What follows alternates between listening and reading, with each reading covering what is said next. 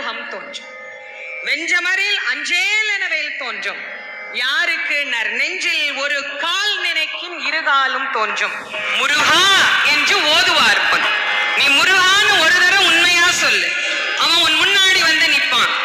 முருகனே வர்ற அளவுக்கு நாங்க என்னங்க அவ்வளவுங்க புண்ணியம் பண்ணி இருக்கிறோம் அப்படின்னா, அதுக்காக அருணகிரிநாத சுவாமி நமக்கு சொல்றாரு, கவலையே படாத, அவனுடைய வேல் இருக்கிறது, அவனுடைய மயில் இருக்கிறது, அது உன்னை பாதுகாக்கும்.